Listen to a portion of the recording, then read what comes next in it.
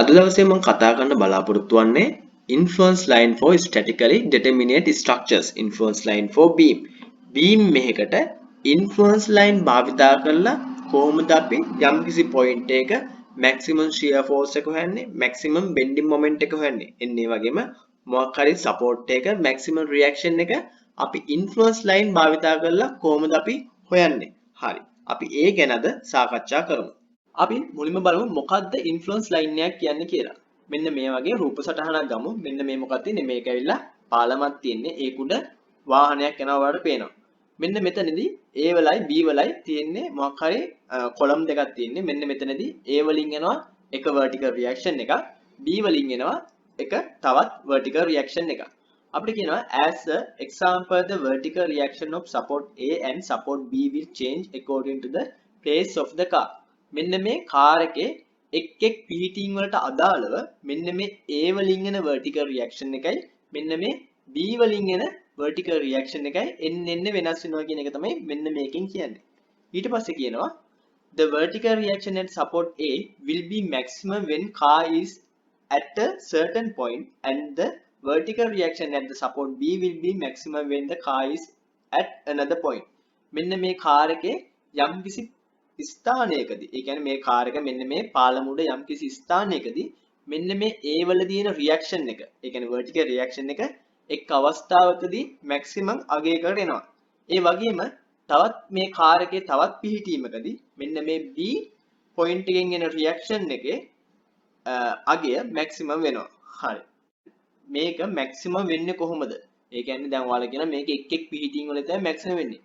ඒක maximum වෙන්න නම් මෙන්න මේ කාර් එක මෙන්න මේ මුල් පිහිටීම ඉඳලා මෙන්න මේ අවසාන පිහිටීම දක්වා මේක චලනය වෙන්න ඕන. හරි.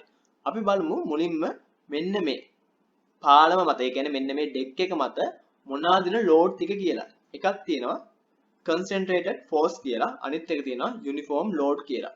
මෙන්න මේකට එන load මොනවද කියලා බලමු. මොනවද force ටික. එකක් කියලා a single line concentrated force අනිත් එක තියෙනවා point load එකක් කියලා. මේ කියන්නේ මොකද්ද? මේක ඇවිල්ලා මෙන්න මේ a single line concentrated force කියන්නේ point load එකක් කියන එකම තමයි. කොහේ හරි point load එකක් කියනවනම් ඒ කියන අර්ථයම තමයි මෙන්න මේකනොත් කියන්නේ. ඒක නිකන් මොකක් වගේද? මෙන්න මේ කාර් එකෙන් එන සම්පූර්ණ බලය වගේ. ඒ බලය මෙන්න මෙතන ඉඳලා මෙන්න මේක දක්වා චලනය වෙනවා. හරි. දැන් බලමු uniform load. එකක් තියෙනවා uniform live load අනිත් එක තියෙනවා uniform dead load අනිත් එක තියෙනවා weight එක. මොකද්ද මේ uniform live load එක කියන්නේ? live load එක කියන්නේ මෙන්න මේ deck එක උඩ චලනය වන මොකක් හරි වස්තුවක්. මේක එක්ක වාහනයක් වෙන්න පුළුවන් නැත්නම් මිනිස්සෙක් වෙන්න පුළුවන් මොකක් හරි බඩුවක් චලනය කරන්න පුළුවන්. ඒක මොකක් හරි unit length එකකට එන බලය තමයි මෙතනදී කියන්නේ a uniform live load කියලා. හරි. මෙතනින් තව එකක් තියෙනවා a uniform dead load කියලා. මොකක්ද ඇත්තම uniform dead load එක කියන්නේ? ඔයාලා නිකන් සලකන්න මොකක් හරි slab එකක් සලකන්න. slab එකෙන් කොලම් වලට එන බර ගත්තොත් අපි slab එකෙන් එන බරත් එනවා. ආයෙ මොනවද වෙන්නේ? ආයෙ ඒ slab එකට පල්ලෙහෙන් beam තිබ්බොත් beam වල බරත් කොලම් එකට බලපානවා. ඒ මොනවද? ඒ slab එකයි කොලම් beam කියන්නේ මේක තියෙන ස්ථීර ද්‍රව්‍ය. ඒ වලින් එන බර අපි සලකන්නේ dead load එක විදිහට. හරි. තව මොකද weight එක කියන්නේ? weight එක කියන්නේ මේක නිකන් dead load එක වගේම තමයි. slab එකේ බර අපි weight එක විදිහට සලකනවා. ඔතකොට අපි ඒව ඔක්කොම ගන්නේ uniform load එකක් විදිහට. හරි. එහෙනම් අපේ ගානට යමු. influence line for beams. හරි. The beam supported a uniform dead load 500 Newton per meter, a live load of 300 Newton per meter, and a single live concentrated force of 1500 Newton. අපිට determine කරන්න තියෙන්නේ මොකද්ද? The maximum vertical reaction of point B. ඒ වගේම maximum negative moment at point C. ඒ වගේම maximum positive moment at point C. I maximum positive shear at point C. අපිට මෙන්න මේ ආකාරයේ beam එකක් දීලා තිනවා. එහෙනම් අපි ඊළඟට කරන්න ඕනේ මෙන්න මේ ආකාරයට beam එක ඇඳගෙන අපි මෙන්න මේ A වලිනුයි මෙන්න මේ B වලිනුයි එන vertical reaction එක විතරක් අපි දාගන්නවා. vertical reaction එක මෙතෙන් දාගන්නවා RA කියලා මෙතනින් දාගන්නවා RB කියලා.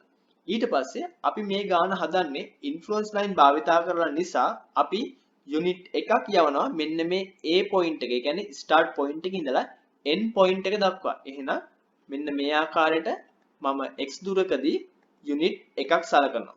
ඊට පස්සේ මගේ ටේබල් එක මම මේ ආකාරයට ඇඳ ගන්නවා. ඊට පස්සේ x සමානයි 0.5 10 ඍණ 10 ධන 15 20 25 30 යන අවස්ථාවලදී මගේ අවශ්‍ය එක් රියැක්ෂන් වලට අදාළ අගයන් ටික මම ගන්නවා. මම මොකද මෙතනදී 0.5 10 ඍණ 10 ධන 15 20 25 30 ගත්තේ. මට මේක ගාන කරන් යන්න මට ලේසි ඉන්න තමයි මම මෙන්න මේ අගයන් ගත්තේ. කාට හරි මේක වෙන අගයන් ගන්න පුළුවන් නම් ඒක කිසිම ප්‍රශ්නයක් වෙන්නේ නැහැ. මෙතනදී 10 ඍණයි 10 ධනයි කියලා අරන් තියෙන්නේ මොකද? මම මෙතන C point එකේදී මට ඕන maximum shear force එක ඕන. ඒ වගේම maximum bending moment එක ඕන. ඒව හොයන්න නම් මට මෙන්න මේ C point එක උඩම අගයන් ගන්න බෑ. C point එක පොඩ්ඩක් මෙහායිනේ පොඩ්ඩක් එහායිනේ තමයි මට අගයන් ගන්න ඕනේ. ඒක නිසා මම මෙතනදී 10 ඍණයි 10 ධනයි කියලා අරන් තියෙනවා. මෙන්න මේ B point එක මෙන්න මේ reaction එක එන point එකේදී මට මෙන්න මේ ආකාරයට 10 ඍණයි 10 ධනයි කියලා ගන්න ඕනේ නැහැ. කෙලිම මට මෙතනදී 20 කියලා ගන්න පුළුවන්. හරි. එහෙනම් x සමානයි බිඳුව point එකේදී මම බලනවා RA reaction එක මොකද්ද?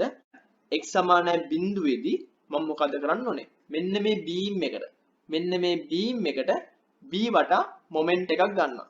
B වටා moment එකක් ගද්දි මට එනවා මෙන්න මේ ආකාරයට එක වතාවක් 20 මීටර සමානයි RA වතාවක් 20 මීටර කියලා. මෙතනදී B වටා මොමන්ට් එකක් ගද්දි මෙන්න මේ යුනිට් එක තියෙන්නේ මොන පිහිටීමේද තියෙන්නේ? මෙන්න මේ A පිහිටීමේදී තියෙන්නේ. මොකද මෙතනදී x සමානයි බිඳුවේදී අපි ගන්න. x සමානයි බිඳුවේදී මෙන්න මේ යුනිට් එක තියෙන්නේ මෙන්න මෙතන.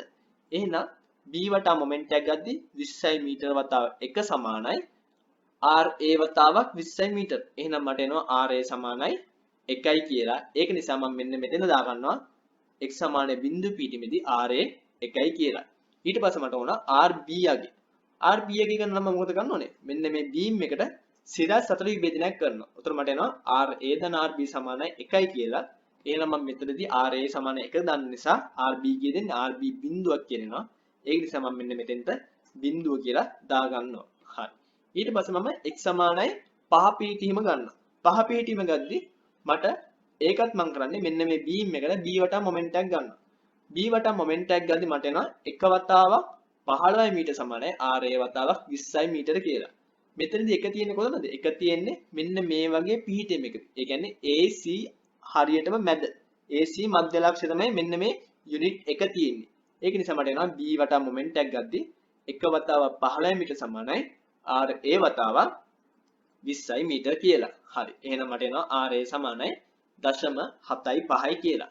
ඊට පස්සේ මම මෙන්න මෙතනදී RA වලට දාගන්නවා 0.75යි කියලා. ඊට පස්සේ මම මොකද කරන්න ඕනේ? RB හොයන්න ඕන. RB හොයන්න නම් මම මෙන්න මේ පද්ධතියට සිරස් 4 විභේදනයක් කරනවා. සිරස් 4 විභේදනයක් කරද්දී මට එනවා RA ධන RB සමානයි 1යි කියලා. මොකද සිරස් 4 ඉහළට තියෙන්නේ RA ධන RB පමණයි. සිරස් 4 පහළට තියෙන්නේ යුනිට් 1 විතරයි. ඒක නිසා මට මෙන්න මෙතනදී RA වලට 0.75 නිසා RB වලට කෙලිම වෙනවා 0.25 කියලා. එහෙනම් මම මෙන්න මෙතෙන්ට 0.25 කියලා දාගන්නවා. ඊට පස්සේ මම ගන්නවා 10 ඍණ. 10 ඍණ කියන්නේ මෙන්න මේ C point එකට පොඩ්ඩක් මෙහායි. පොඩ්ඩක් මෙහෙනින් තමයි මෙන්න මේ යුනිට් එක තියෙන්නේ.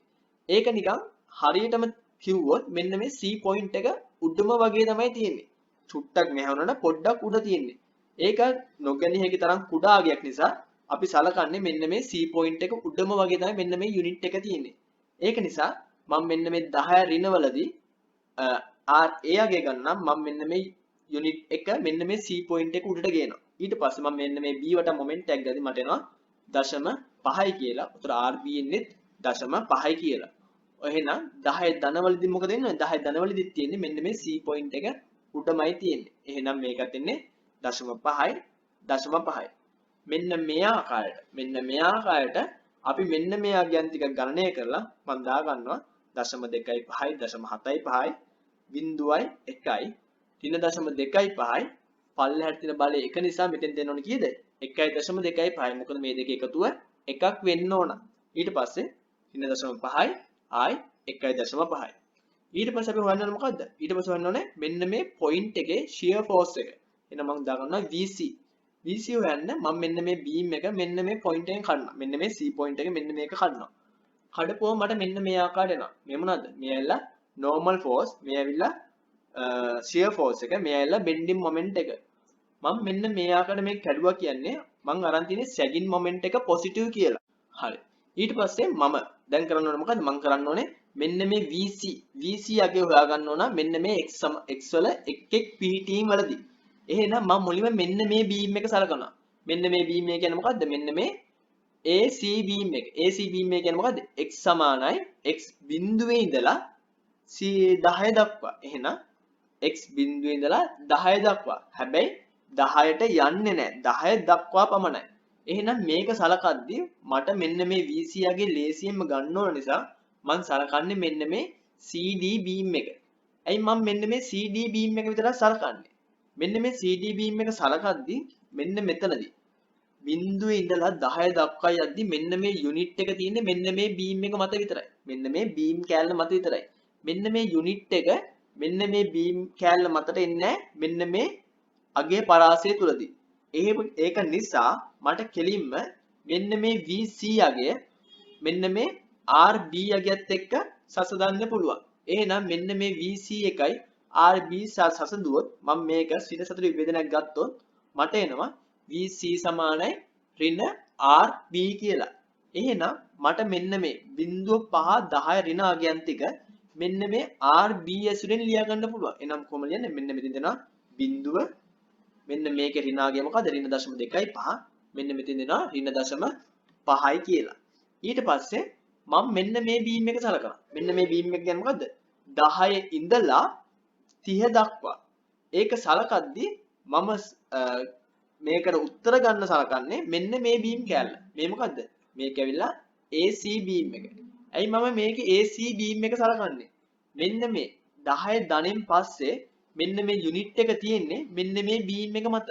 එහෙනම් මට කෙලින්ම මෙන්න මේ VC වලට එන අගය ලේසියෙන්ම හොයා ගන්න ඕන නිසා මම මෙන්න මේ බීම් එකට පමණ සිරසතර විභේදනයක් කරනවා.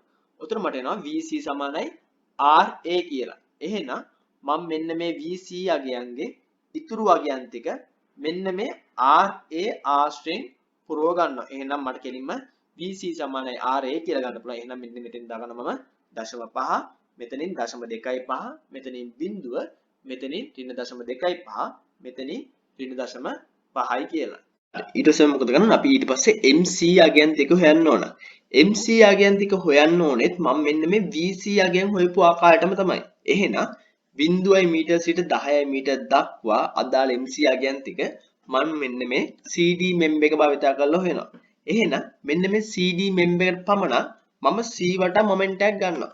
C වටා මොමන්ට් එක තුන මට එනවා MC සමානයි 10 වතාවක් RB කියලා. මෙන්න මේ පොයින්ට් එකට මොමන්ට් එක ගත්තොත් මෙන්න මේ RB වලට තියෙන දුර කීයද? 10 මීටර. එහෙනම් මට එනවා MC සමානයි 10 වතාවක් RB කියලා. එහෙනම් මෙන්න මේ 0.5 10 ඍණ වලට අදාළ අගයන් ටික මම මෙන්න මේ RB ඇසුරෙන් ලියා ගන්නවා. එහෙනම් 0 ගුණ කිරීම 10 කියන්නේ 0යි. 0.2 ගුණ කිරීම 10 කියන්නේ 2.5යි. 0.5 ගුණ කිරීම 10 කියන්නේ 5යි කියලා. ඊට පස්සේ 0 මීටර සිට 30 මීටර දක්වා බීම් කරට අදාළ MC අගයන් ටික මම මෙන්න මේ AC මෙම්බ එක භාවිතා කරලා හොයනවා. එහෙනම් මෙන්න මේ AC මෙම්බ එකටත් මම C වටා මොමන්ට් එකක් අරගෙන මම ලියා ගන්නවා MC සමානයි 10 වතාවක් RA කියලා.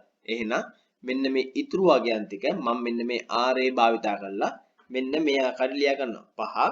5 2.5 බිඳුව ඍණ 2.5 ඍණ 5 කියලා. හරි.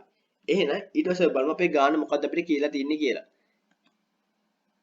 මෙන්න මේ ආකාරයට මම ටේබල් එක ඇඳ ගන්නවා. ටේබල් එක ඇඳගෙන අපේ ගාන මොකද්ද කියලා තියෙන්නේ? The beam supported a uniform dead load 500 Newton per meter, a live load of 300 Newton per meter, and a single live concentrated force 1500 Newton. Determine the maximum vertical reaction of point B. Point B වලට අදාළ maximum vertical reaction එක තමයි අපිට හොයන්න කියලා තියෙන්නේ. එහෙනම් අපි මෙන්න මේ ආකාරයට අපේ graph axis දෙක ඇඳගෙන මෙන්න මෙතනින් බිඳුවක් මෙන්න මෙතනින් RB කියලාත් මෙන්න මෙතනින් x කියලාත් අපි ලකුණු කරගන්නවා. එහෙනම් මෙන්න මේ graph එක අපි මෙන්න මේ x column එකයි මෙන්න මේ RB column එකයි ආශ්‍රයෙන් මේක මම ඇඳ ගන්නවා. එහෙනම් x සමානයි 0 දී RB කියන්නේ කීයද? 0යි x සමානයි 5 දී RB කියන්නේ 0.25යි. ඊට පස්සේ 10 ඍණවලදී 0.5යි. ඊට පස්සේ 10 ධනවලදීත් මොකක්ද තියෙන්නේ? 10 ධනවලදීත් තියෙන්නේ 0.5ම තමයි. ඊට පස්සේ 15 දී 0.75යි. 20 දී 1යි. 25 දී 1.25යි. 30 දී 1.5යි. හරි. ඊට පස්සේ මෙන්න මේ ඩොට් එක මෙන්න මේ ආකාරයට යා කරගෙන මෙන්න මෙතනින් අවසාන අගය කීයද? අවසාන අගය 30යි මීටර කියලා ලකුණු කරගන්නවා. මෙතන උපරිම අගය කීයද? උපරිම අගය ඇවිල්ලා 1.5යි. එන උපරිම අගයත් මම 1.5යි කියලා ලකුණු කරගන්නවා. මෙන්න මේ උඩින් තියෙනවා මොකද? උඩින් තියෙනවා ඩෙඩ් ලෝඩ් එක තියෙනවා 500 newton per meter, live load එක තියෙනවා 300 newton per meter, single live concentrated force එක තියෙනවා 1500 නිව්ටන් කියලා. අපේ ගානේ කරන්න කියලා තියෙන මොකද්ද? point B වලට අදාළ maximum vertical reaction එක අපි හොයන්න කියලා තියෙන්නේ. එහෙනම් අපි ඒක හොයන්න නම් අපි මෙන්න මේ graph එකයි මෙන්න මේ load තුනයි භාවිත කරලා තමයි අපි හොයන්න ඕනේ. මෙන්න මෙතනදී තියෙනවා දෙකක් ඇවිල්ලා තුනෙන් දෙකක් ඇවිල්ලා uniform load දෙකක් අනිත් එක ඇවිල්ලා single point load එකක් තියෙන්නේ. එහෙනම් අපි මෙන්න මේ uniform load දෙක ගණනය කිරීම වලට ගද්දී අපි කරන්නේ මෙන්න මේ graph එකේ මොකක් හරි area එකක් ගන්න එකයි. මෙන්න මේ point load එක ගණනය කිරීම වලට ගද්දී අපි කරන්නේ මෙන්න මේ graph එකේ maximum අගයක් ගන්න එකයි. එහෙනම් මෙන්න මෙතනදී අපිට හොයන්න කියලා මොකද්ද? maximum vertical reaction of point B. point B වලට දාලා maximum vertical reaction අපි හොයන්න කියලා තියෙනවා නම් මෙන්න මේ point load එක අපි ගන්න ඕනේ maximum අගයක්. maximum අගයක් එක තමයි අපි ගුණ කරන්න ඕනේ. එහෙනම් maximum අගය එන්නේ මෙන්න මේ 30යි මීටර වලදී. එහෙනම් අපි දැනගන්න ඕන කාර් එක මෙන්න මේ 30යි මීටර වලදී තියෙදි තමයි මෙන්න මේ B point එකට දාලා maximum vertical reaction එක එන්නේ. එහෙනම් අපිට කියන්න පුළුවන් the maximum positive reaction at B will occur when the 1500 Newton force is located at x equal 30. එහෙනම් අපි කරන්න ඕන මෙන්න මේ ආකාරයට ලියගෙන RB maximum එක සමානයි maximum positive value. දැන් අපිට හොයන්න කියන්නේ මොකද්ද? maximum vertical reaction එකනේ. vertical reaction එක අනිවාර්යයෙන්ම positive වගේ තමයි වෙන්න ඕනේ. එහෙනම් maximum positive value ගුණ කරන්න ඕන single load එක. ඒ කියන්නේ මොකද්ද? single live concentrated force එකෙන්. ඒකට එකතු කරන්න ඕන dead load එක වතාව. dead load එක වතාව total area එක. මේක negative වුණත් positive වුණත් අපි කරන්න ඕනේ total area එක තමයි ගුණ කරන්න ඕනේ. total area එක ධන වුණොත් අපි ධන අගයකින් තමයි වැඩි කරන්න ඕනේ. total area එක ඍණ වුණොත් අපි ඍණ අගයකින් තමයි වැඩි කරන්න ඕනේ. මෙන්න මෙතෙන් dead load එක කියන්නේ මොකක්ද? dead load එක කියන්නේ මේකේ තියෙන ස්ථීර බල. ඒ කියන්නේ මොකක්ද? permanent load එක.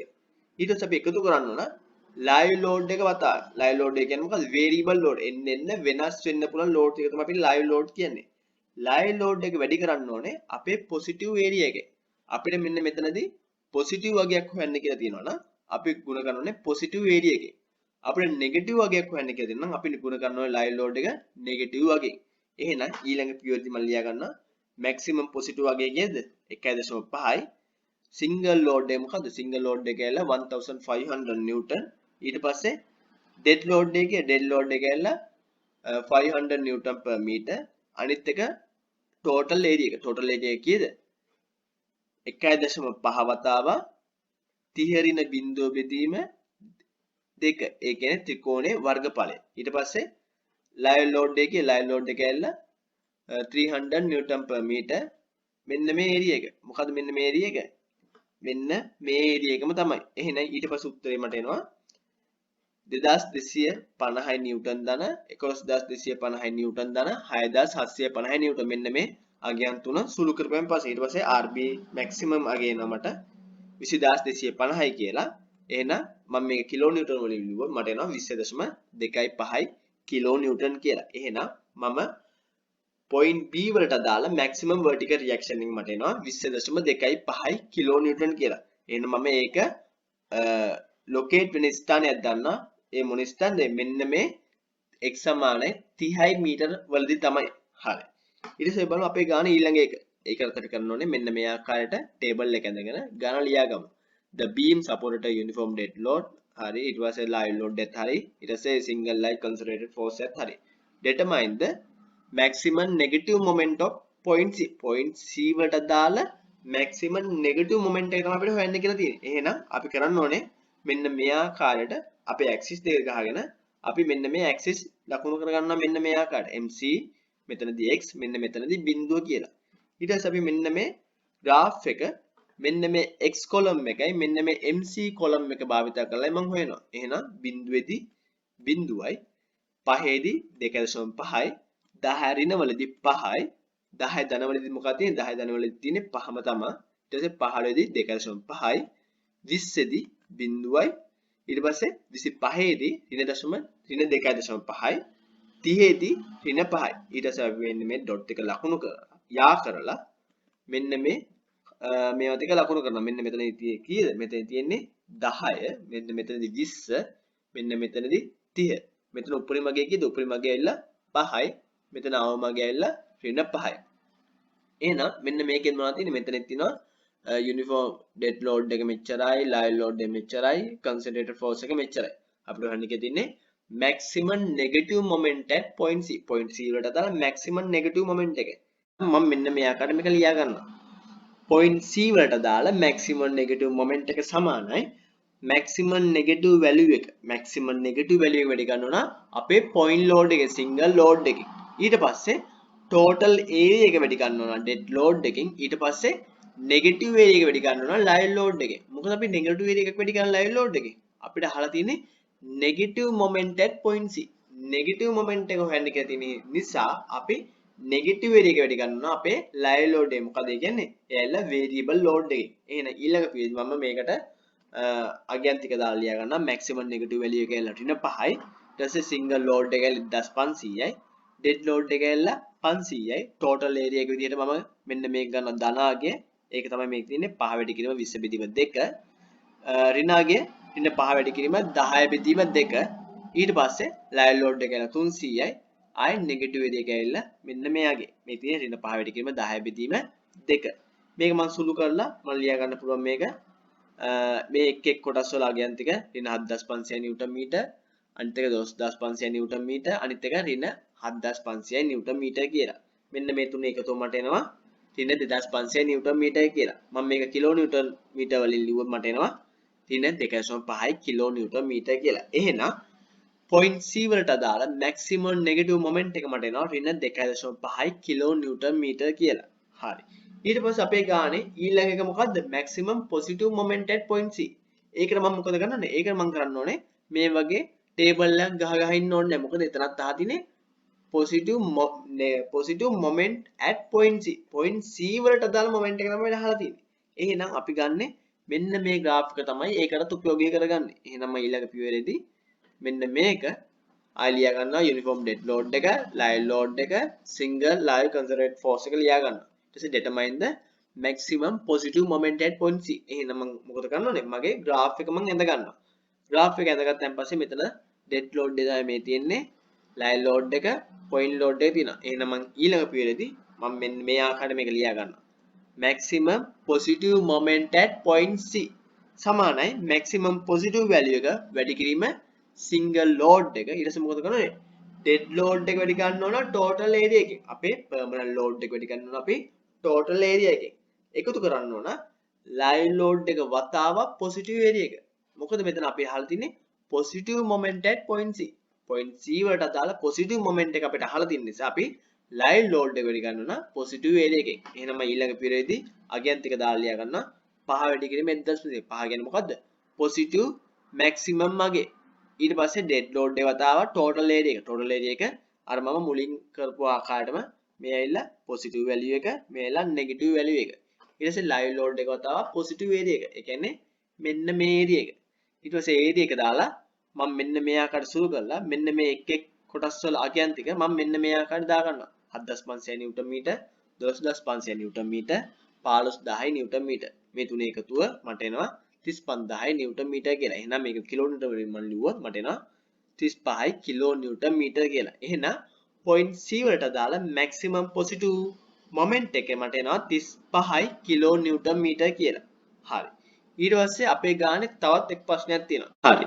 දැන් එහෙනම් අපි මෙන්න මේ ආකාරයට අපේ table එකෙන් දැන් අපේ ගානේ මම ලියා ගන්නවා. dead load එක තියෙනවා, live load එක තියෙනවා, I point load එක තියෙනවා. determine the maximum positive shear at point C. point C වලට දාන maximum shear එක තමයි අපිට අහලා තියෙන්නේ. එහෙනම් අපි මෙන්න මේ ආකාරයට axis දෙක ගහගෙන මේක අංකණය කරගන්නවා VCX බිඳුව කියලා. එහෙනම් මෙන්න මේ graph එක අපි මෙන්න මේ column එක x column එකයි මෙන්න මේ VC column එකයි භාවිත කරලා ඇඳ ගන්න ඕන. එහෙනම් x සමානයි බිඳුවේදී බිඳුවයි x සමානයි 5 දී ඍණ 0.25යි 10 ඍණවලදී ඍණ 0.5යි 10 ධනවලදී මොකද වෙලා තින්නේ 0.5 වෙලා තියෙනවා පොසිටිව් වගේක් වෙලා තියෙනවා shear force එක ඊට පස්සේ 15 දී 0.25යි 20 දී බිඳුවයි 25 දී ඍණ 0.25යි 30 දී ඍණ 0.5යි ඊට පස්සේ මෙන්න මේ ඩොට් එක මම මෙන්න මේ ආකාරයට යා කරලා මෙන්න මෙතනදී මොකක්ද තියෙන්නේ මෙන්න මෙතනදී තියෙන්නේ 10 ඊට පස්සේ මෙන්න මෙතනදී 20 මෙන්න මෙතනදී 30 මෙන්න මේ උපරිමගේ කීයද උපරිමගේ 0.5 අවමගේ ඍණ 0.5 අපේ ගානේ මෙන්න මෙතනදී ඩෙඩ් ලෝඩ් එක දිනවා 500යි ලයිව් ලෝඩ් එක 300යි මෙම්බර් කන්සන්ට්‍රේට් ෆෝර්ස් එක ඇවිල්ලා 1500 නිව්ටන් අපිට අහලා තියෙන්නේ maximum positive shear at point C point C වලට දාලා මැක්සිමම් ෂියර් එක එහෙනම් මම මෙන්න මේ ආකාරයට මේක ලියා ගන්නවා point C වලට අදාළ maximum positive shear එක සමානයි maximum positive value එක වැඩි කිරීම